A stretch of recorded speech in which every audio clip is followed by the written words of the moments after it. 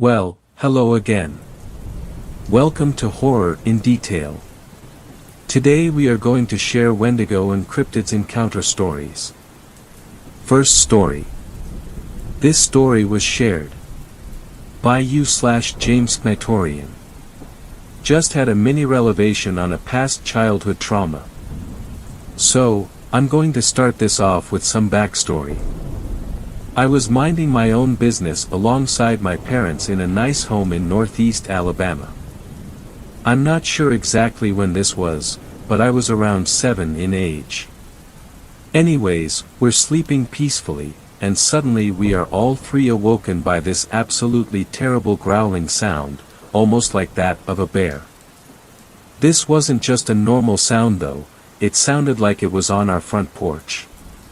My dad assumes that a black bear has decided to chill on our porch, and he grabs his shotgun, prepared to defend himself if necessary. He holds me and my mother up, and goes outside ready to confront this bear. To his surprise, no bear was outside. He assumes it ran off, and tells us we can just go to sleep again since all is fine. He assured us that bears can't unlock doors, like that helped any. Right before we begin falling asleep again, we hear a very distant giggling. This doesn't give off the vibe of a normal giggle though, it gives off that, oh hell no, tone that makes you just want to get out of Dodge. My mother whispers to my dad, what the hell was that, and my dad whispers over to me, was that you? I simply reply, no. Another few moments pass, and we hear a slight yelp, seemingly closer, but also quieter. We don't think anything of it. At least that's until we hear a woman scream distantly. This once again gets my dad and mother up and alert. My dad once again grabs his shotgun, but this time he doesn't go outside, he even seems scared now. Obviously this worries me. After about 30 seconds of us kinda just sitting around, another scream happens, but this time it's directly in our yard, about 10 yards away. My dad rushes to turn off the lights and simply whispers, don't say a word. I'm not sure what exactly happened after that, but nothing else seemingly happened that night. I'd assume I dozed off. I'm not sure why this only just now clicked with me, but I now realize this fits the description of a skinwalker really well. It's possible it might have all been a misunderstanding by my family, but I simply don't think that'd be the case considering my parents recall the same things. I have recently done a lot of research into skinwalkers, and I've rethought this past trauma of mine and made a connection. Sorry for this being drawn out, but I just randomly decided to post this before I forgot any important notes on the event, even though I doubt I'd likely ever forget any of this. TLDR, a past trauma of mine, hearing screaming in the woods along with other sounds, is explainable through the Skinwalker creepypasta/folktale. If anybody has any questions of the event, I'm sure I'd be able to answer them. I seriously want to know if there is a possible explanation of this that isn't paranormal, but not many are possible. Extra note. I'm sure somebody would ask this, so I'm gonna go ahead and answer it. I didn't have nightmares and stuff before the event, other than the usual child nightmare stuff, but I did have a few eerie nightmares directly following the event. One dream, I dreamed of being chased down a hallway by some creature. Not sure if it was human or what. Another dream I had, my entire family's voices had gone demonically deep, and they all kept saying, don't hide. And the last one I'll point out is a dream where my mother disappeared out of nowhere. Like thin air, out of the car. All of these I vividly remember and still creep me out to this day. Second story. This story was shared by you/Subsetofapophenia. Multiple creatures or just one thing following me through my life. Hey everyone, I'm going to try keep this as short and readable as possible, but there are a lot of parts to this story. So apologies if it's super long but might be interesting to you. This is all as true can get. I needed to talk about it to people who get it, as the people I'm currently living with keep brushing it off. Firstly, I want to say that I do believe we create things with our thoughts, and I try my best to control those and keep fear held away from me. Second, I want to say that some of the parts of this are stories told from my grandmother and my father, both members of the Six Nations in northeastern Pennsylvania. They never had a name for this but told me these things without ever speaking to each other about them. They both spoke of it as a cautionary story, not something just to scare me. I've lived near the Jacks Mountain Ridge part of the Appalachians all my life, apart from a few years when I lived in the valley of the Allegheny Mountains. Both locations I've experienced things I can't really explain. My grandmother and my father, two separate families and different tribes, also have lived in the central PA area most of their lives as well. The first story was told to me by my dad on our picnic table in our backyard at night where I lived as a 5-year-old. This same house was the childhood home of my grandmother, who had given it to my mom, her daughter. My dad warned me to only go outside at night if he walked with me from the house, or if he was in the shed a few yards away from the house to take long steps, but don't run, and go straight inside with him, not to screw around in the dark. That same year I was watching my favorite VHS in my bedroom, which at that point was previously a screened porch but now covered by sliding glass doors. Outside those doors we had many stray cats on a little ground-level deck. Behind this house are woods for miles going up the mountain. That night my curtains were open so I could watch the new kittens that were just born run around and practice hunting bugs under the old light mounted on the outside wall. But the kittens and their parents had gone somewhere else during me watching my TV in between. A few moments after I noticed that they were gone, I heard a heavy weight creak all over the deck. Then I covered most of my face with my blanket when I saw a dark-colored or soaking wet cougar looking right into the glass doors at me, just watching me for a long time but not making a sound. It eventually left, but I had trouble sleeping that night and my parents wouldn't allow me to sleep in bed with them anymore. We had cougars in our area, but most of them stayed in the mountain where there was a surplus of deer, and my street had many houses where my extended family lived, and they'd all shoot guns and fireworks so big animals wouldn't frequent through, usually only a small bear wanting to eat my aunt's pear trees. The really scary part is, I spoke to my grandmother about that experience offhand a few years later. She sighed, stopped for a moment, and told me that the same happened to her as a child living in that house, but it was at their front door, which was just an old beaten screen door. She also described it as a black panther, which I don't think we have up here unless it migrated from the south. This must have been at least 40 years in between. She also revealed to me that her parents told her not to go out at night, no whistling even in the daytime, and don't go close to the farm animals that used to be there, 2 cows and a horse, at night. She said when she married her husband at 14, Christianity started coming into her life around that time, so tradish stories and values eventually were seen as demonic, especially those stories, so she put them at the back of her mind. The next part comes when I lived in 2 different places. In our next family home before my dad passed, we lived less than a mile from a wood mill tucked into the same mountain. The wood mill would start its loud noise at around 6 a.m., but some mornings I would wake up before that when I heard flute music coming from the mountain. This sounds corny, but it is definitely what I heard. My window was 2 stories up, so I felt safe opening it. The music sounded distant, but it was distinctly a song. This happened like 4 times. Sometimes I would also see a strange light in the mountain where there were no houses. I know the buildings of this area well, as my family has lived and still lives in buildings all over this mountain. About 5 years later I lived in the Allegheny Mountains outside of Pittsburgh. I lived with my boyfriend there temporarily, so every other weekend we would take the long drive back to the Jacks Mountain area to stay with our respective families. On our night drives back to Allegheny, when we would get about 10 miles from our house, we drove on a route of curvy back roads. One section of this road went into the woods where there was a small shoulder that people would drop off very old fatback TVs for them to rot without having to pay a dump fee.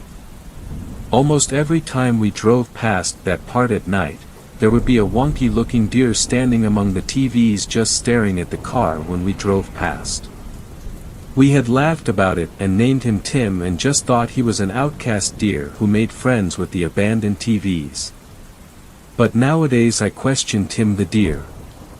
So currently I'm staying with that same boyfriend and his parents, as our apartment had lots of safety issues that were not going to be fixed. His parents live on the opposite side of the mountain I lived as a kid. So this is all the same ridge and forests. First off, his parents have told us strange stories that they brush off as silly that have happened while they lived here alone, with all their kids moved out. One was about an escaped man being tracked by a light from a helicopter the same night someone banged on their door. Keep in mind this is another road owned by one family in a small neighborhood in the mountains valley. Another time they told us they saw a man standing by their collective mailboxes at the end of the road, wearing a suit and carrying a briefcase, who then walked up into the woods going up the mountain. My boyfriend told me before that when he and his brother were little they would play in the mountain. They had seen trees that were bent over halfway up, some ripped out by the roots and lying on the ground away from the original place of the tree. They would play games inside a huge and deep bowl-shaped crevice in the dirt that seemed like it was dug and dried out years before. My boyfriend used to smoke weed in secret in 7th grade out of his ground-level bedroom window. No screen in the window, so he could stick his head out and blow smoke out, but with the blinds pulled down while he played video games. He'd done it many times before, but one night he heard an incomprehensible deep voice talking in what he described as what English would sound like if you didn't speak English right outside his window and shuffling in the garden beneath. He slammed his window shut, turned the lights off and hid until he fell asleep. A few months ago, when spring was turning into summer, he and I took our old dog out front to go to the bathroom around 9 p.m.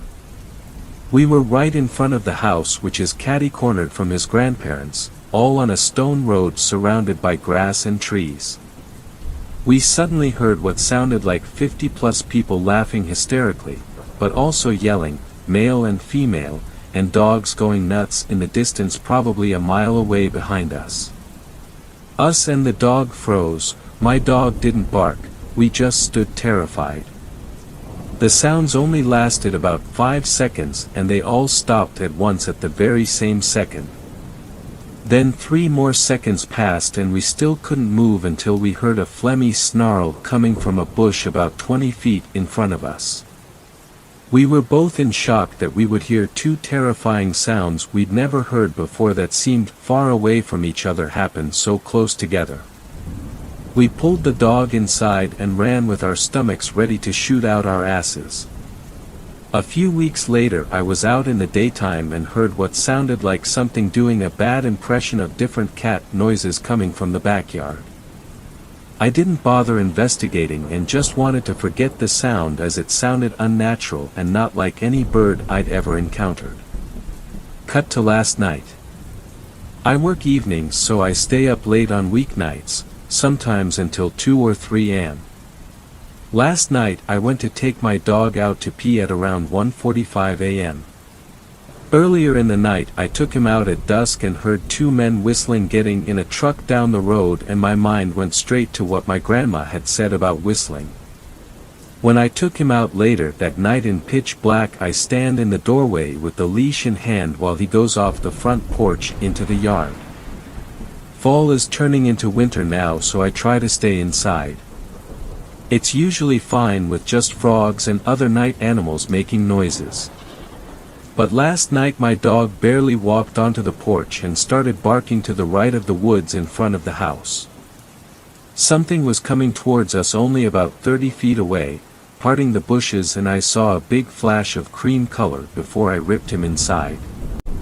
I feel bad about pulling my dog, but I would rather him be pulled by me into safety than whatever the hell was coming at him. We've had a small bear come through here before, but he is very shy and runs from our dogs no matter how small they are and is quickly chased off by a flashlight. Never has it ever come towards us, and it wasn't a cream color, just a simple black bear. I wish I had stood a little longer to see the shape of this thing, but my adrenaline kicked in and I had to get my dog and me back inside and locked the door quickly. Boyfriend's parents woke up because the door caused their dogs to bark. Also my dog continued barking when inside, which he doesn't do as he's a super meek and quiet 16-year-old dog. I was up shaking for like an hour after that, and my boyfriend's dad keeps writing it off as the bear, but I am insistent there is no way it was a bear. His dad still doesn't believe us about the sounds we heard previously and writes it off as a party going on. But what party have you heard where the people act like dogs, yell and laugh, and suddenly all cut off at the exact same time? Didn't think so. They don't even want to believe in the many ghost experiences we have all had in this house. We do have a Ring doorbell camera, but we switched Wi-Fi providers a few days ago, so it's not synced up to a phone right now until my BF gets home later to connect it, but it may still be recording. If I'm able to see last night's footage after we get it reconnected to a phone, I will post anything it caught. I know this is long and all over the place, but I was hoping someone could read and maybe help me make sense of all this. I couldn't figure out which subreddit to post in because I can't identify what the hell has been going on, so this seemed like the closest or possibly most helpful sub I could figure. This has all happened over the course of 25 years, not including the stories of people who lived before me. Do you think this is multiple creatures or one thing that can encapsulate all of these events? There are things that seem to mimic other things, and parts that sound like Bigfoot encounters, and just strange events by themselves that don't sound like either, especially the man in the suit. Thank you for reading and whatever responses you may have. It's nice to not feel alone with these stories anymore. Third story. This story was shared by you/BreakingPointDev. My wife saw me engulfed by an ethereal white misty orb of light. Here's what I believe. Some years ago my wife and I were ghost hunting at Fort Stevens in Oregon with our cameras out. The orbs were maybe a few feet in diameter. The first one appeared near me for a split second, then when I headed in that direction it appeared again, engulfing me. I think it was centered around my heart, since I was able to see a little more from my right eye out of its mist, like it was just below my head to the left. Immediately after that her camera for some reason had no recording. My camera was just broken, with the image and audio being very distorted attempting to open the camera app. Our phones went from nearly full batteries to nearly dead, and we were suddenly intensely fatigued the rest of the day, like we were working out for hours. It was a very peaceful sensation for that moment. It was overlapping me. What I believe now is that aliens and all the paranormal are just beings of various densities of consciousness that interact with our dimension as they please. Stephen Greer gave an amazing explanation of how alien ships go through mountains and objects with no interaction. Same applies to all the paranormal, I'd imagine. There's so much space between atoms that if all the billions of us were condensed it could be smaller than a sugar cube. So all these beings with their higher densities and control of their own consciousness are usually out of sync with all the atoms of our dimension, but are technically overlapping us all the time, and they can choose to align to our dimension just visually or physically if they want. Diving deeper into the consciousness thing, if you're curious, it's said that we're third density, physical, just touching on fourth density now, with fourth and fifth densities having to do with holographic physics like quantum theory suggests, and then some. Sixth density and up is interesting though, where it's non-physical, just advanced consciousness of light energy that only emote loving guidance, like how we often think of angels in a way. Fourth story. This story was shared by u/cr1song1111GHT. Currently working on the Navajo reservation. Here are my very strange encounters. I have been staying in Gallup, New Mexico and working on Navajo Nation both on the NM and AZ side doing 3D mapping for fiber optic cable routes. Overall, it has been a great experience knowing that my work will help bring high-speed internet to tribe members far outside of any city centers on the reservation. My encounters with the Navajo people have been very positive. To complete these 3D maps, I drive around a vehicle with LiDAR GPS lasers, and a 5-angle 3D camera, so naturally people are a little suspicious when they see me driving around. Before I went on the reservation, my company, who is subcontracted by the cable provider, made sure to confirm that we had the express permission of the tribal authority to operate. I say this, because my route took me on roads that few white people would ever venture down, especially without tribal blessing.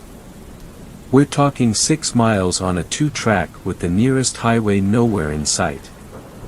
So, with that said, I think that in my driving on these routes that I either encountered the home of a skinwalker, or I hit some kind of spiritual trip wire that alerted certain Navajos to my presence on the spiritual plane.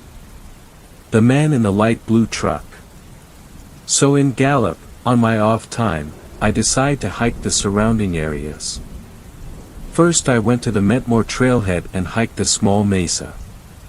The hike was absolutely picturesque with a beautiful juniper and sage landscape. I pushed it hard, it was 95 degrees and I went 11 miles.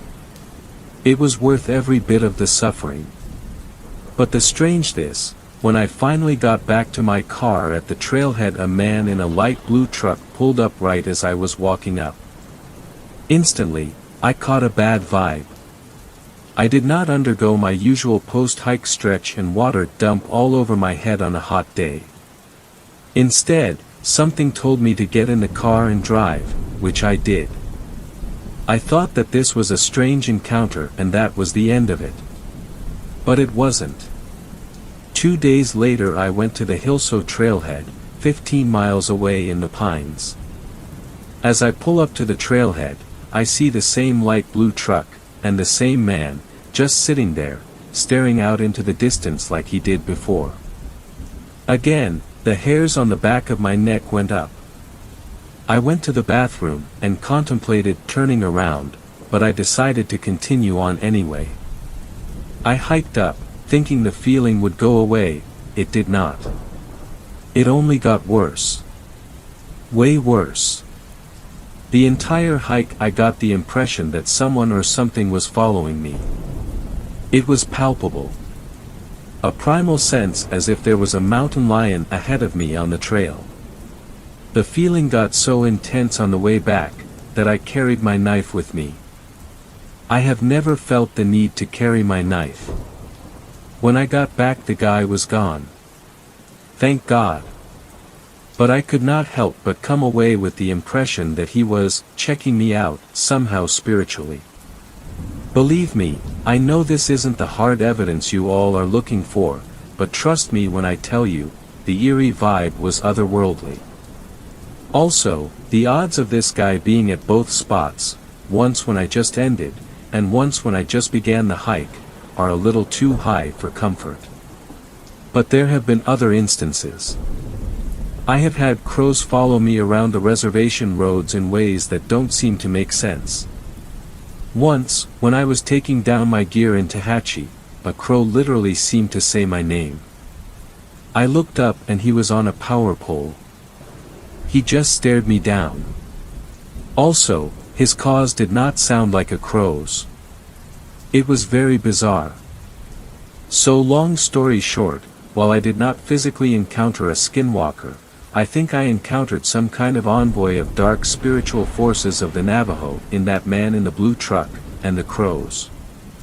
What do you guys think? In any event, I trust my feelings.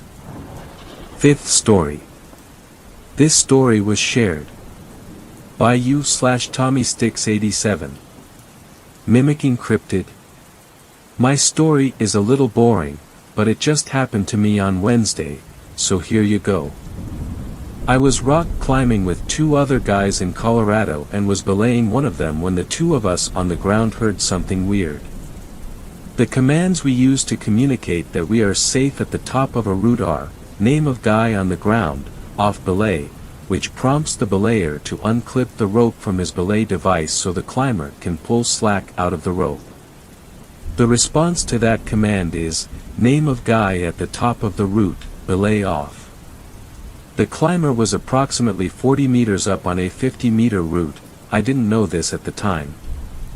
The rope stopped moving, which isn't uncommon when someone is having a hard time with a move, or is setting up an anchor, which is what I thought was going on. Then we heard it. A voice that sounded way closer to the ground, like close enough we could have had a shouting conversation, and way further left off route of where the climber should have been. It said, Tommy Sticks, off belay. I looked at the other guy in our climbing party who was just as confused as I was.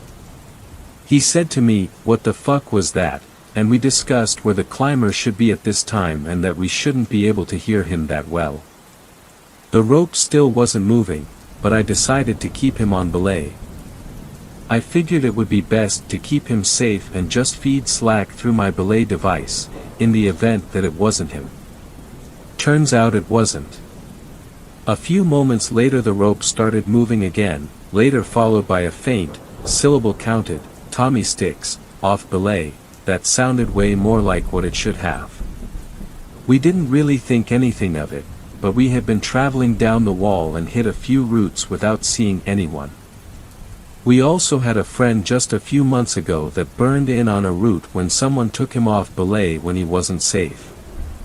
I remember seeing a video of a hiker, or rancher or something, walking down the road when he hears a voice of a woman calling him off the road. The guy stops to try to figure out what's going on, then just gets out of there because of how weird it was. Is there a specific cryptid that mimics the voice of a person? Sixth story. This story was shared by you/Picapicap. My skinwalker encounter growing up. I was just talking to my boyfriend about some weird stuff I saw as a kid. He's a hardcore believer in skinwalkers and won't say it or even let me say it after it gets dark in fear of attracting one. My story starts with coming back from the store with my family. In my village, an entire new neighborhood was being built.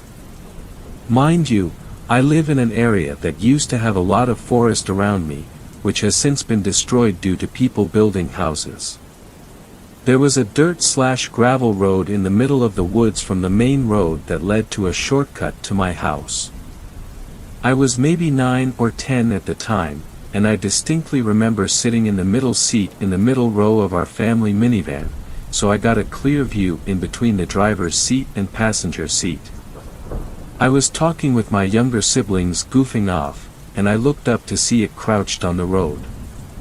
It looked almost exactly like the picture you get when you Google the rake.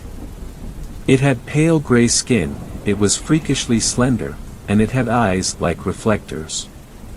I freaked out and screamed out saying something along the lines of, "What is that?" and both of my parents turned around asked what I was talking about. I burst into tears and see it run over behind a tree.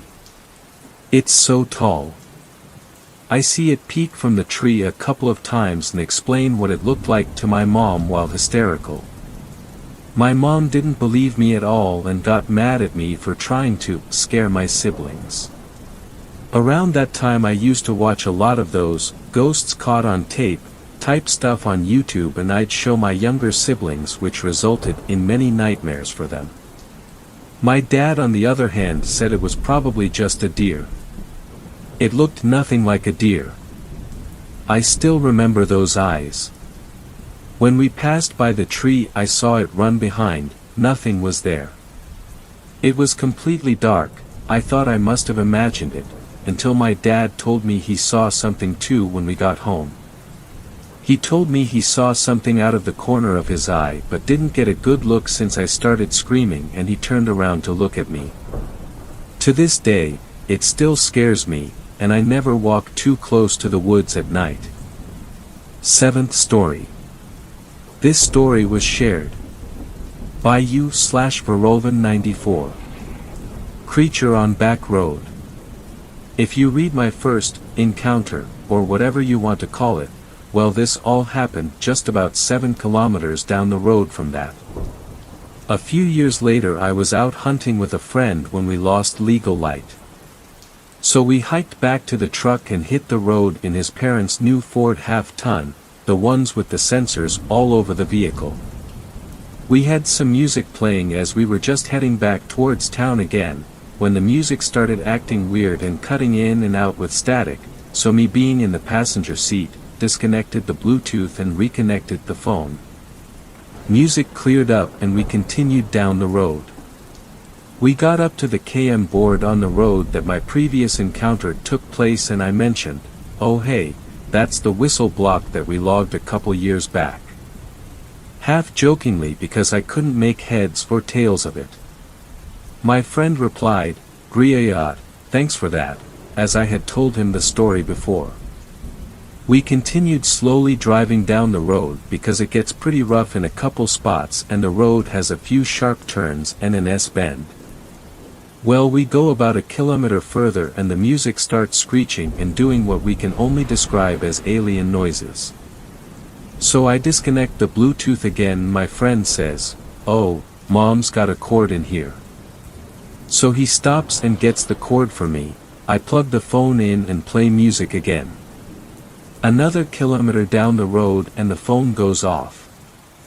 I mean, loud alien squealing and sounds similar to that dial-up internet noise from the 90s.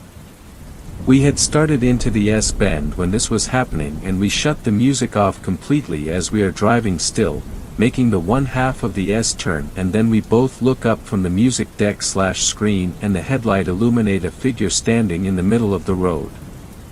So we swerve and take the ditch a bit, still going probably 30 kilometers per hour, and get the truck back up on the road. We continue coasting down the road as we are both in awe after just seeing a flash of this thing. I finally say, after what seemed like 5 quiet minutes, "Man, did you just see?" My friend cuts me off and says, "A skeleton in the middle of the road?" I say, "Yeah. Like a white rib cage, and a deer skull for a face." He finishes. I said, "Turn around, what the FCK was that? Does someone need our help?" Not thinking that we are in the middle of nowhere, with no vehicles around or any that we had passed from other hunters. It was early season and no one bow hunts here anyways. My friend said, "I'm not turning around, I feel sick. Like I'm going to throw up." And he continued driving. We didn't see another vehicle until we hit pavement again. It was taller than the pickup by easily a couple feet. I'm 6 feet 1 inch and my forehead is at the top of the window for reference. It has black surrounding the white of the bones with long arms half stretched to its sides as if it was saying, "Try and hit me." I watched this thing past the passenger window and stared up at it as we wailed by it, and it was definitely 3-dimensional, tall with long arms and dark. Dead looking. Like light was sucked into it without reflecting anything. Hard to explain. When we hit service again, my friend received a text message from his mother saying, "What did you two idiots hit in my brand new truck?" I guess the new Ford send near accident reports to the owner when the sensors pick up something. I'm an old school Chevy guy, so I don't know, haha.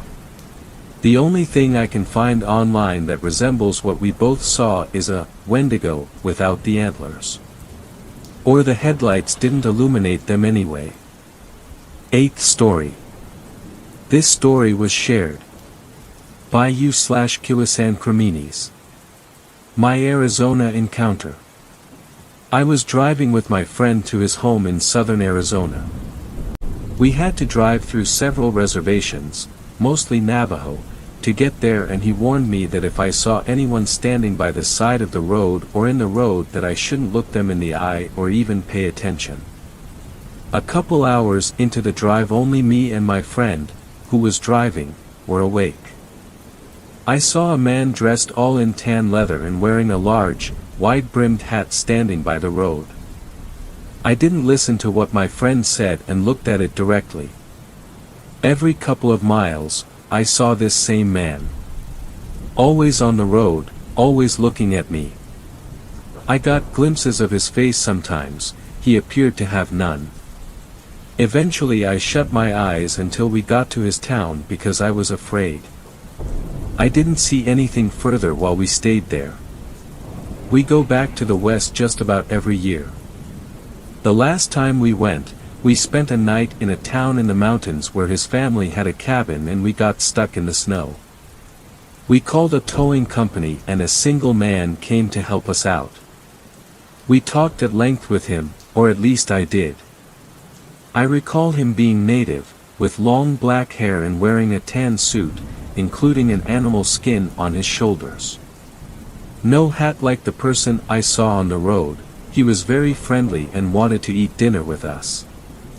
We said no because we didn't have enough food for him and us.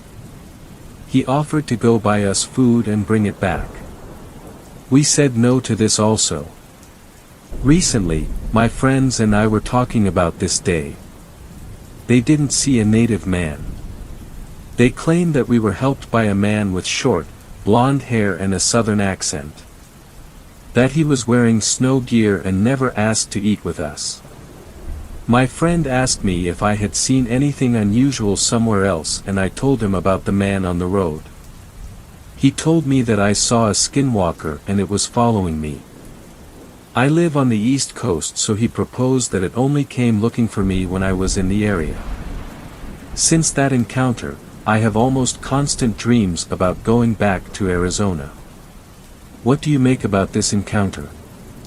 Besides my one friend, no one else believes me. It creeps me out to this day.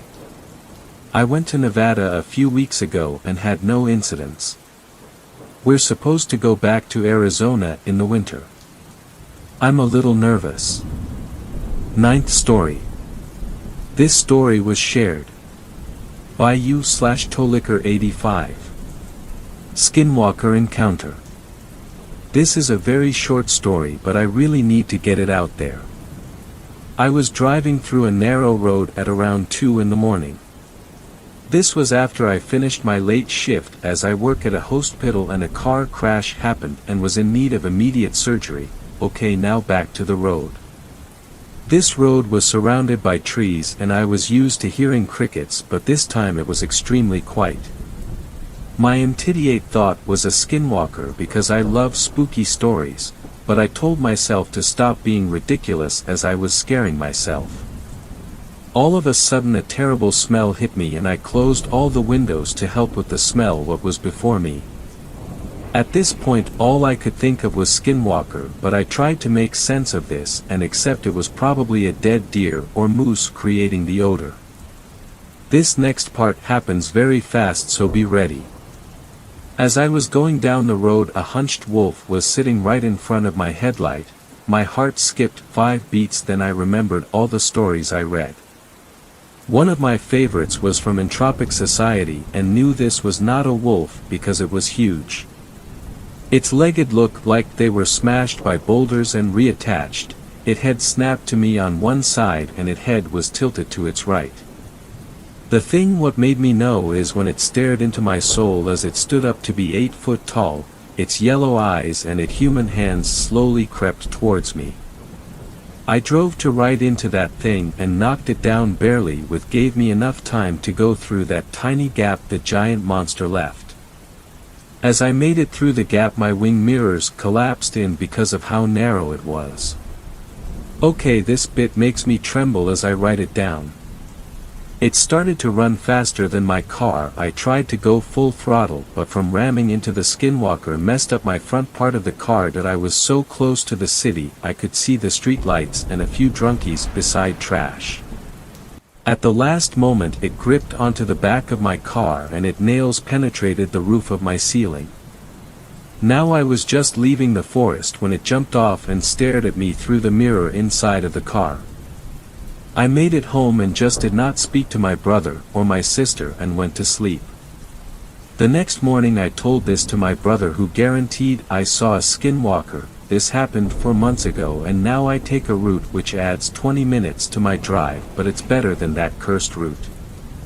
10th story. This story was shared by u/lilj20188812. I think it lives in the fields. I live in the middle of dozens of fields laced with small wooded regions, all of which was once incredibly dense forest and swamp land. My road has no street lamps or light aside from 2 porch lights that barely light the fucking porches. This has been something I've been afraid of my whole life.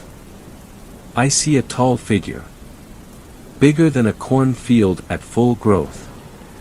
A wide mouth and a long snout, and its eyes aren't red. No. Worse. Black.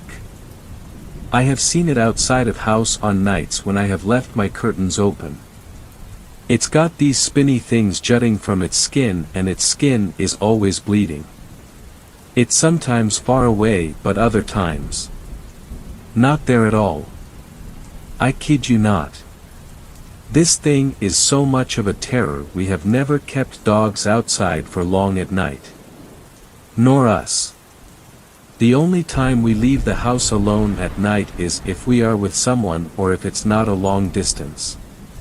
But the long distance isn't short enough for me.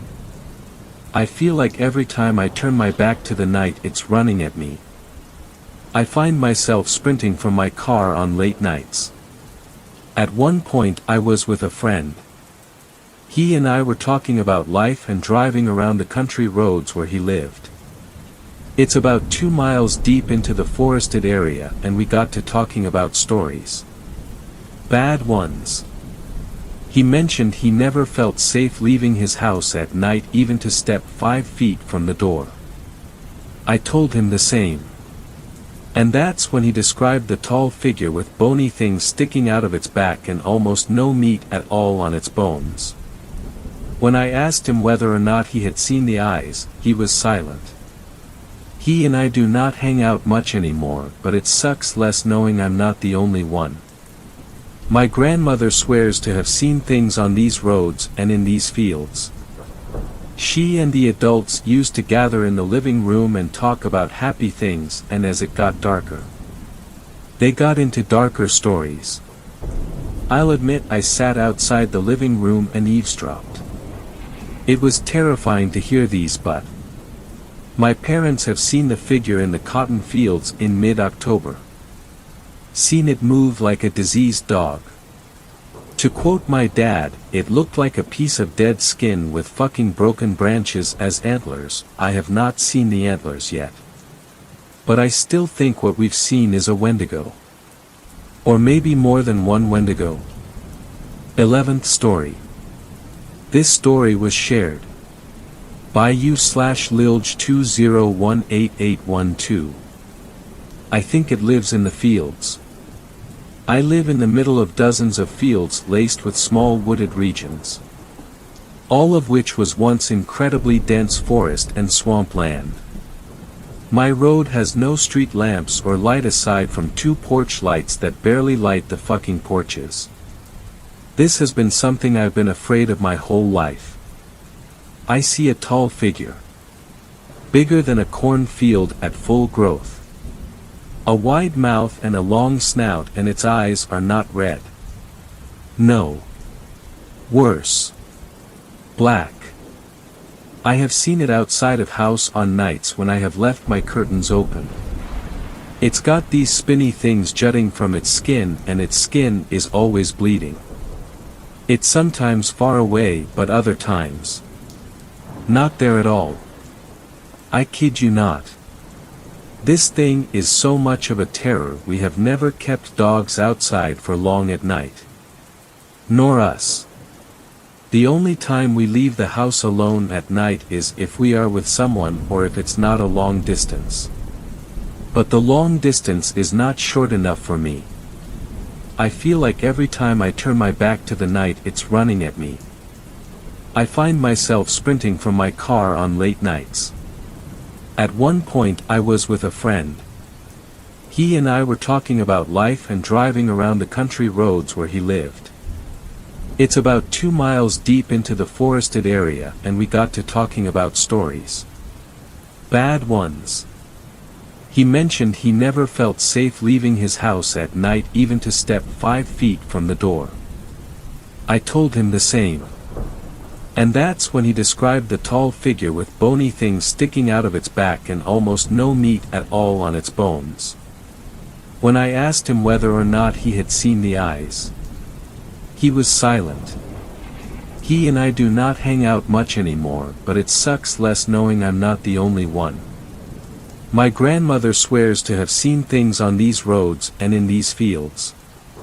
She and the adults used to gather in the living room and talk about happy things, and as it got darker, they got into darker stories. I'll admit I sat outside the living room and eavesdropped. It was terrifying to hear these, but my parents have seen the figure in the cotton fields in mid-October. Seen it move like a diseased dog. To quote my dad, it looked like a piece of dead skin with fucking broken branches as antlers. I have not seen the antlers yet. But I still think what we've seen is a Wendigo. Or maybe more than one Wendigo. 12th story. My friend and I went hiking and I'm starting to think she never left those woods.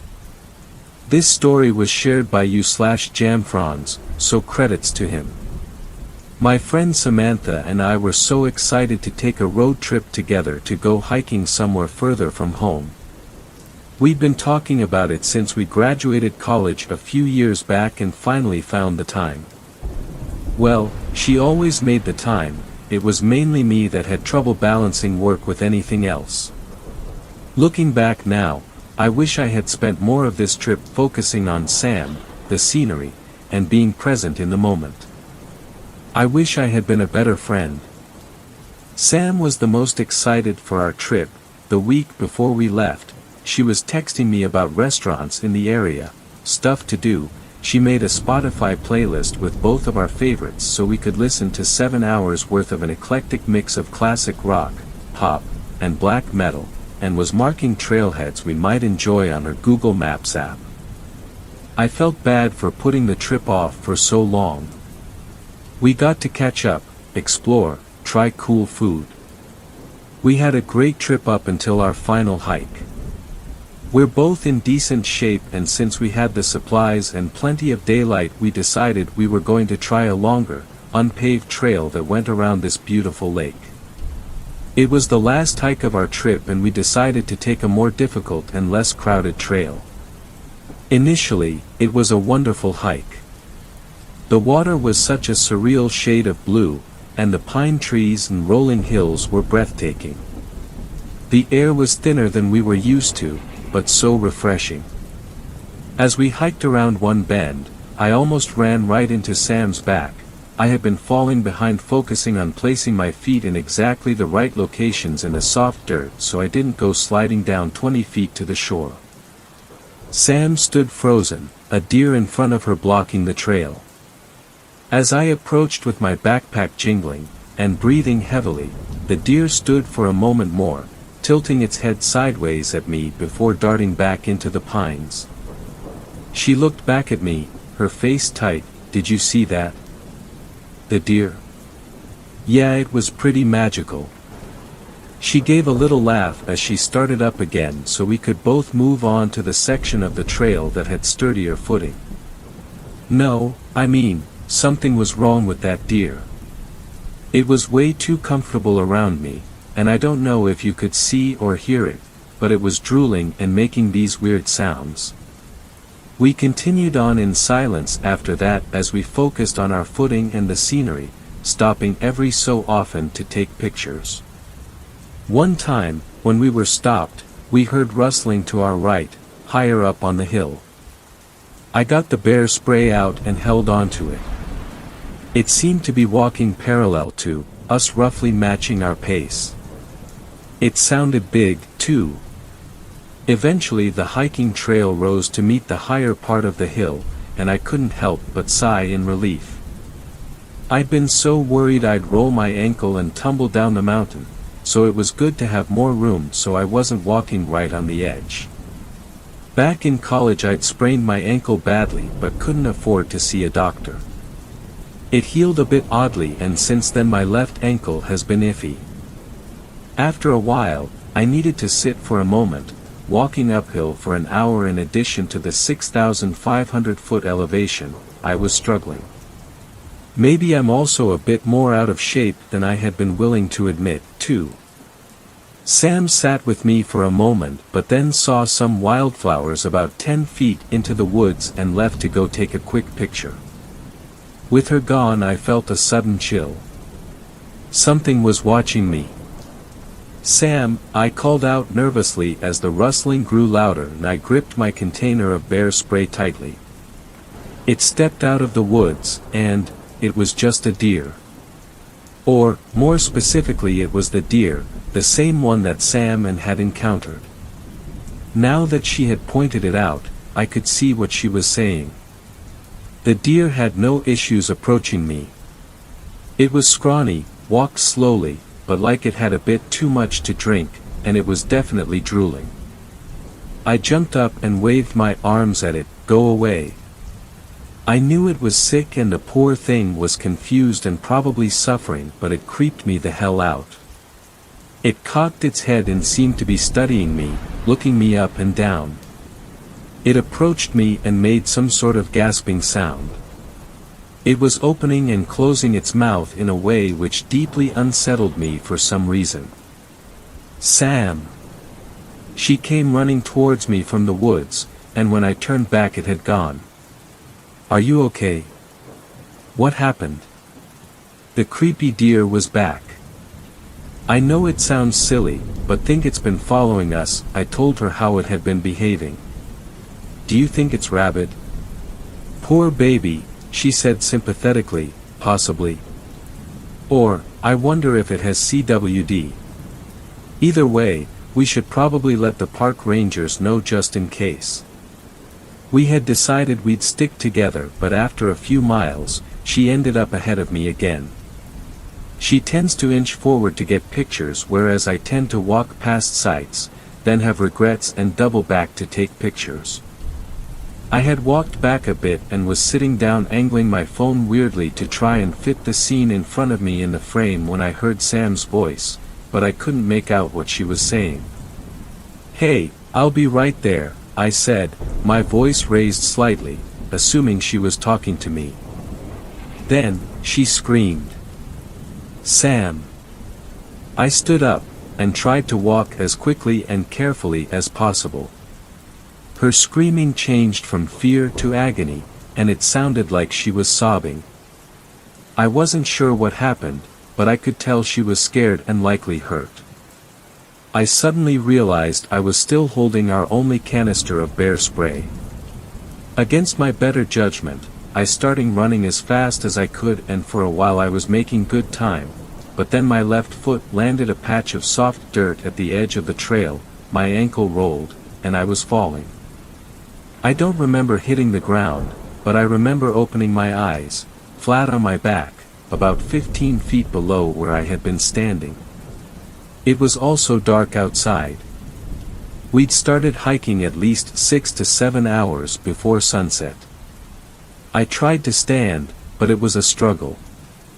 I was confused, disoriented, trying to get up was taking all my energy and focus. I had a deep feeling of dread I couldn't explain. As I started slowly moving upwards on my hands and knees, I tried to recall what had happened leading up to my fall. Sam sounded hurt. She was screaming. I had run after her and then I fell. "Shit, Sam." I called her name, my voice hoarse, but no response. My phone was surprisingly only minorly damaged, but I had no reception. Luckily, since it had been buckled to me, I still had our backpack. I dug through it. We had first aid kits, but I figured I could patch myself up later. I didn't want to stay down here any longer than I had to.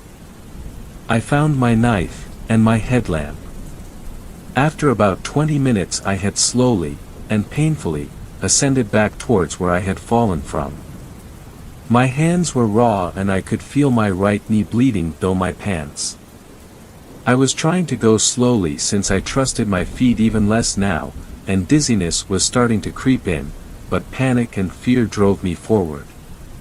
Once I made it back to the trail, I had to sit for a moment.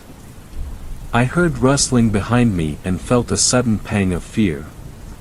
Something or someone had injured Sam, and here I was sitting alone, injured, with my back to the woods, in the dark.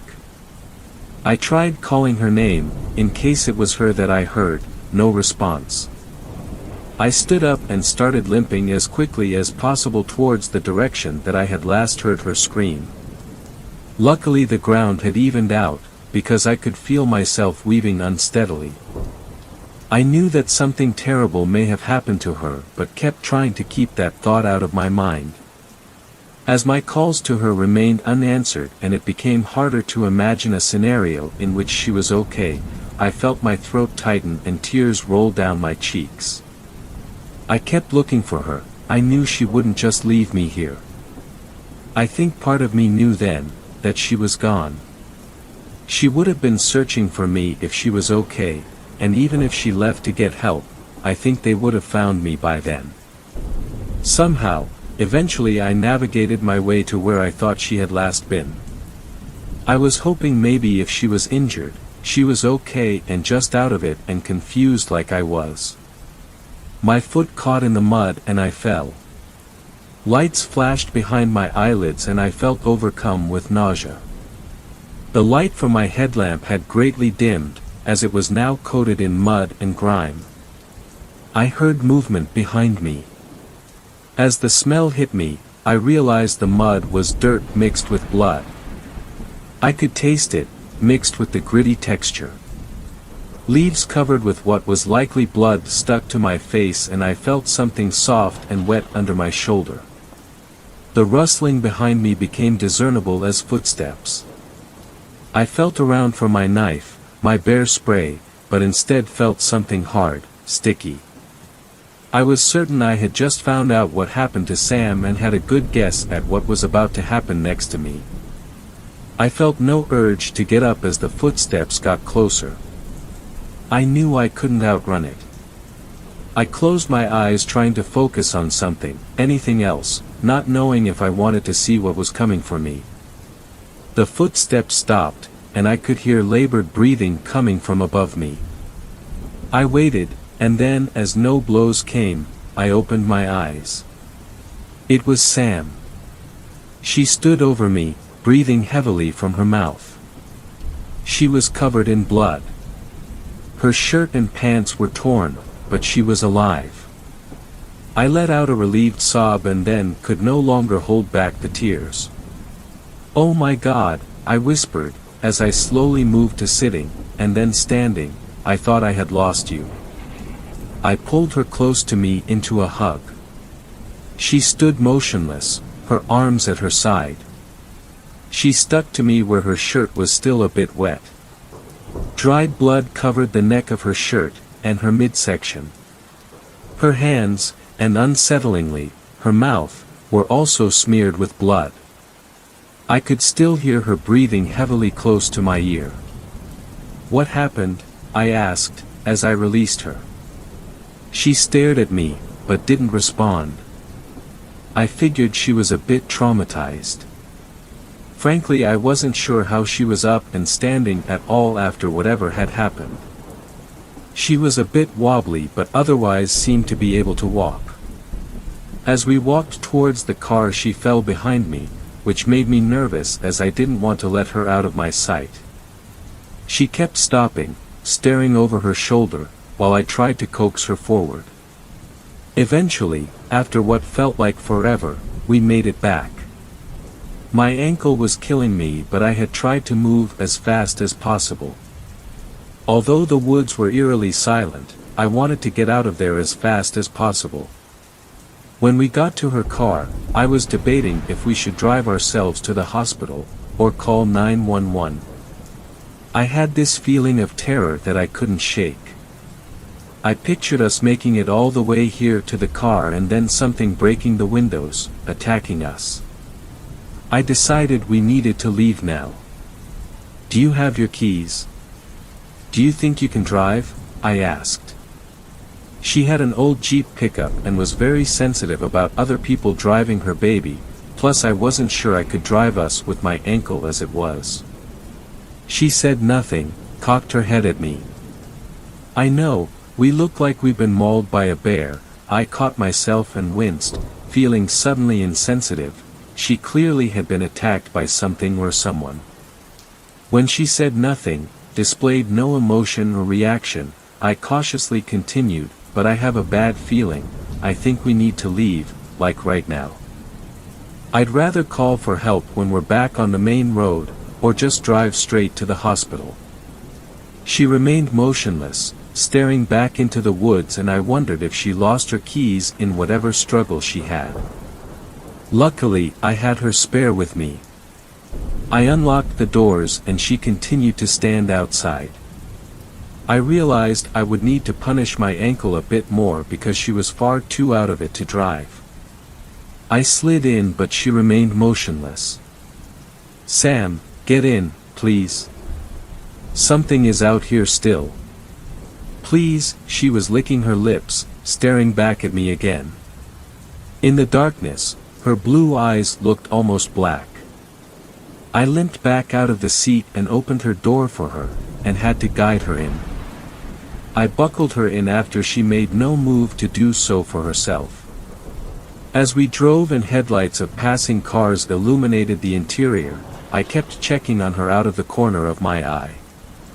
She was breathing in and out of her mouth and staring at me. I noticed now, in the better light, that she was drooling. "Hey, how are you doing?" No response, but she began opening and closing her mouth and making a wet gasping sound as she breathed in and out. Her breath reeked and her teeth were tinged pink. I don't have much medical knowledge, but I was worried she had a punctured lung due to the strange sounds she was making. "Hold tight, we're about 20 minutes from the hospital." Despite my ankle, I drove as fast as I could. We made it in 10. As we pulled up, I helped guide her out of the car and walked behind her, steadying her. I noticed something: her shirt was on inside out. It hadn't been this morning. Likely because of how we looked, they found rooms for us immediately in the ER. I had a bad sprain and a concussion, and would need a few stitches, but it felt so good just to be out of those woods. I asked the nurse that came to check on me about how Sam was doing. I mentioned to him I'm not sure if she was attacked by an animal or a person. I mentioned what I had noticed about her shirt, and that we may have encountered a sick animal, in case any of that helped. When he returned, he was clearly distressed. Sam was gone. She hadn't appeared to be outwardly injured, strangely, but they had wanted to assess for internal trauma. However, the first moment they had left her alone, she had just walked out, judging by the bloody footprints. It's been weeks and I haven't seen Sam since. Her mom hasn't either. She has been working with the police out here. They think Sam has a head wound, and is just confused and will turn up in town eventually. But, a few days ago, I heard on the news that a partial skeleton was found on the trail we were on. Likely the victim of an animal attack, they said, and due to the condition of the body, they were asking for leads so they could use dental records to help identify the victim. This might sound crazy, but I think it's her they found. I don't know how to explain it, but I don't think Sam ever left those woods that night. It's my fault, and I don't know what that thing was that I drove into town. If you live in southern Colorado, please be safe. I'm sorry. 13th story. Haunted by the Wendigo. This is a story from my childhood. I'm in my 30s now. I grew up in the Northeast US. My family liked to spend time in the woods, and we had a cabin, and often stayed there in the summer. I had a very traumatic childhood. My grandpa died when I was 4, and I took it really hard. I completely stopped talking for about a month or so. I can't remember not talking, but I remember the nightmares. Night after night, I would have a terrible dream, where I was alone in the woods, and I would try to find my way out, and I would run into this awful demon that had a deer skull for a head, and something like a human skeleton for a body. Once I would see it, all I could feel was absolute loneliness, and I would wake up screaming. The nightmares continued for about a month or so, then they slowly faded away. My kindergarten teacher told my mom I probably could use professional help, but I started speaking again shortly after that, so my mom thought everything was fine. I never forgot those nightmares. When I was a teenager, I couldn't sleep one night and I started watching this movie on TV at like 2 a.m. It was called Wendigo. Once I saw the Wendigo, I nearly had a panic attack. It was almost exactly what I saw when I was young. This depiction had a deer head, not a deer skull, but this movie was only made relatively recent. I read up on the Wendigo, and at the time I saw it in my dreams, I did feel desperately isolated and alone. It made me afraid to go in the woods by myself for years. You could try to rationalize it and think that I must have seen or heard about the Wendigo before having nightmares about it when I was little, but I don't think that was the case. 14th story. By you/deadgirl1367. Wendigo or skinwalker, not sure. Immediate help please. First time using Reddit, please bear with me. Also, if there's typos, it's because my phone is 6 years old and the keypad is very uncalibrated now. My fiance's farm has had a problem with whatever it is for years. However, it really hadn't been an issue as much as a presence. Like having a cougar on your land. You know it's there and could attack at any second. But it just doesn't. Our home is old, BTW. Very old, and 2 of the beams in the basement are made up of giant logs that may have come from the woods behind the field. So anyways, the first time its presence was seen, I was on the phone with my guy and he was sitting in his mom's car at night. We were teenagers then. That's when he noticed in this, admittedly really odd-looking, twisted tree that's outside a creature that was large and, in his words, looked like a man becoming a beast. He carefully, calmly, got out of the car and hurried inside. It didn't seem to notice him. There's still claw marks on the tree. Not bear-like or cat-like. I looked up the area, and back then, Google's so messed up now, I can no longer find it, that a Wendigo king has the hunting ground of the entire length of the creek that is down the road. It was this time of year, and he said when he saw it, he heard laughter and war drums. Then I moved here years later. One night I saw what I thought was a red reflector by our mailbox. I was confused about who put that there. It hadn't been that morning. As I turned my headlights towards the box to better see, the red circle suddenly pulled back into the massive field across the street. As our friend and I got out of the car, he said he saw something, that wasn't an animal, standing in the field.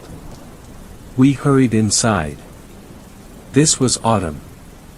The next autumn I was driving home alone and saw that same red reflector bobbing across the street. When I approached, it suddenly whipped around like a startled animal and the light zoomed back into the field. I refused to leave the truck without someone coming for me. I should add I've seen that same light pacing the upstairs of the barn, through the window.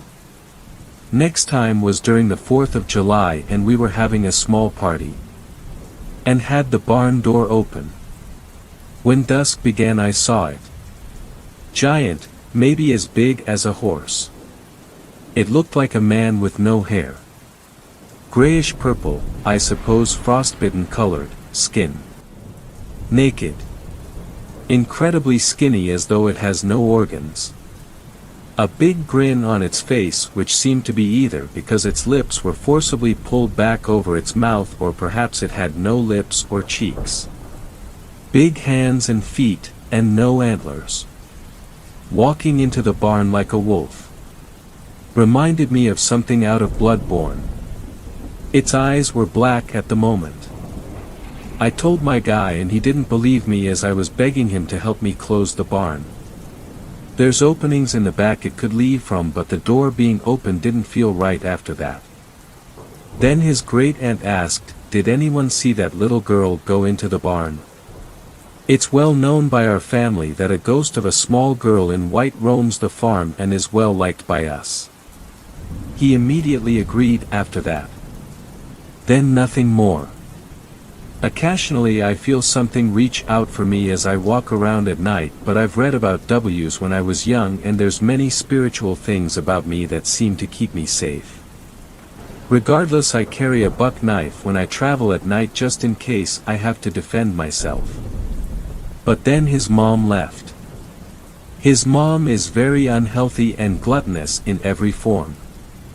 Over 2 years without her and our farm was peaceful. We had been caring for his grandfather, who always said something dark followed him around. And in the last week of his life weird things kept happening. Then he died suddenly and nobody knows why. I had stated earlier that month that the more his mom was showing up again and the more we cleaned up and worked on the farm, the angrier something seemed to get. In fact, a few weeks before something grabbed onto my guy's father in the barn and make horrible screeches when he put up the mower after dark. There was also one night the barn got left open by him and as we were headed inside we heard the neighbors screaming. But my guy assured me that he hears them do that every few months. However, while the men sound like they're getting murdered, the woman always sounds fake. But I always hated their house because turkey vultures obsessively circle their plot, like a lot, sometimes 20. So then 2 nights ago, my guy had to help his mom, who's now situated herself into his grandma's home like the parasite she is, for almost 2 weeks. Things had been feeling peaceful and earlier that day I had been hoping that Grandpa captured the creature inside his body and it was going to be killed when he got cremated. Well, then they heard the lady neighbor screaming. Repeatedly. Inhumanly. From our pond. Before that they thought they heard a sound like a cat growl as well. Well, now his dumb mother is going around personifying it as she and saying she's a witch but that she's nice and spoke to her and she don't mean no harm. I've been a practicing white witch my whole life. That is an evil spirit. She's a fool. Furthermore, as she was blabbing that to my boyfriend's sister who was driving home at night, a deer suddenly exploded out of nowhere and destroyed her car. This sister was wanting to inherit the land around the pond. Mid-May we had also had a deer jump in front of us so fast it seemed impossible. Biggest deer I had ever seen and impossibly beautiful looking. Thankfully many people stayed with us while the cops got there. But ever since she had been visiting the last month, worse and worse things have been happening. Which brings me to today. To me, myself. My guy was gone early today to help his uncle out. I was sleeping alone for the first time in months. I had a nightmare. It was that you sent me home from the food pantry because you had more stuff to do, but it was night. So I parked near next door cause the food was for them and got out, and suddenly your mom came out from behind the house and was talking to me and I was just trying to get done quickly. But then I realized the whole time she was over I couldn't quite make out her face. So I started turning my flashlight onto her and your mom was like, "Oh, honey, now you don't want to do that." And when I did, it was like seeing a refracted shadow. Like behind this vague silhouette was the appearance of your mom's hair and hands and feet, but the shadow was in front with this incomplete appearance of her in the back. And when I realized what it was, my heart stopped and I started slowly backing up to their porch as this terrifyingly powerful man's voice said, "You don't want to do that." Before my head erupted with terrifying music and that voice laughing maniacally, enough to drive someone insane. But I kept continually calmly going to the porch as I began to forcibly pray and say, "In the name of God and Jesus, leave me alone, and Christ compels you," and all that stuff. This is what I had texted him. It was horrifying. And I could sense it didn't want to devour me. It wanted to keep me. I said I was a practicing witch, but I also have been confirmed as a Catholic, and I have a belief that's parts of every old religion and some of my own beliefs that I've formed from things I've been witness to. I awoke feeling like something was at my back. But my oldest cats were laying on me. Defensively. They're all still laying in bed with me and hadn't really in a long time. As I tried to get back to sleep, I prayed for my home and family to be kept safe. For positive energy to cover the land. And for evil spirits to be cast off of our land. Over and over and over until I finally fell back to sleep and had no more dreams. I have the most knowledge of mythical beings. I sing many songs while I work outside, including Cherokee songs. I work the land the old-fashioned way. I respect the land. Animals love me. And I've always felt that my soul is very, very old. Like it's been recycled for many lives. People always have called me a godsend as well, because I'm at the right place at the right time to help. I don't quite know what it wanted of me, but it didn't work because I'd previously been visited in my dreams many times by a demon who insisted my soul belonged to him, only for me to deny him each time. This being when I was only a teenager. What I need is help to keep it off our land. At this rate, my guy's mom is going to be killed by it. Or bring it closer to us all with her horrific miasma of an aura. I was already planning on planting sage and smudging the house as well. I've previously done so before. But if there's anything else we can do, I'd appreciate it. Any help at all. And I also know its hunting ground is indeed as vast as the creek is, because a coworker who lives at the other end, we're near one ending point, caught it on video when he was walking at night and showed me.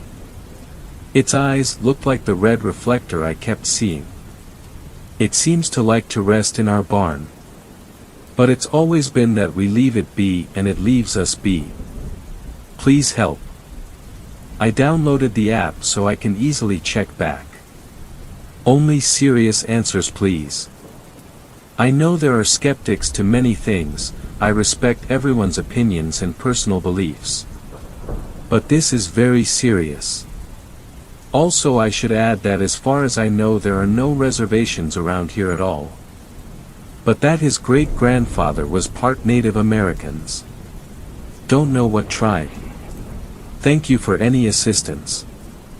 This has been over the course of roughly 10 years, by the way.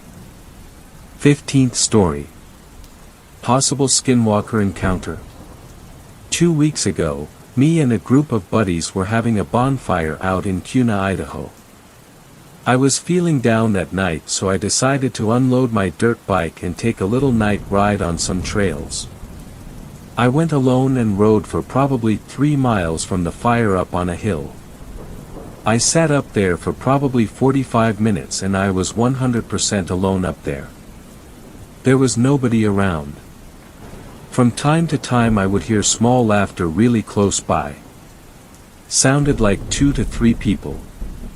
It wasn't constant. I would hear it every 5 minutes and it kept getting closer. I had that funny feeling that I wasn't alone after all. So I went to go start my bike and of course it didn't want to start. I was able to bump start it going down the hill and it did not want to stay running. I don't think it sat long enough for the engine temp to drop all the way back down. I had to keep revving it to keep it running, trying to head back to the fire.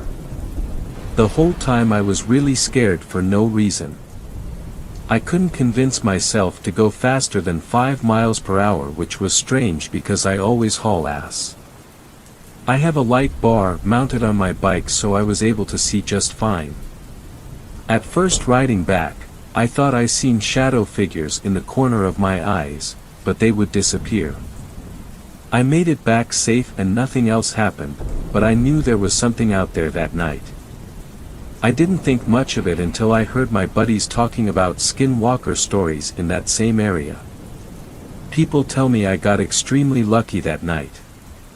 I don't know what to believe. Who knows what was out there with me that night? The laughter, my bike not wanting to run, the feeling I had, and the shadow figures are all things in common I saw from other stories.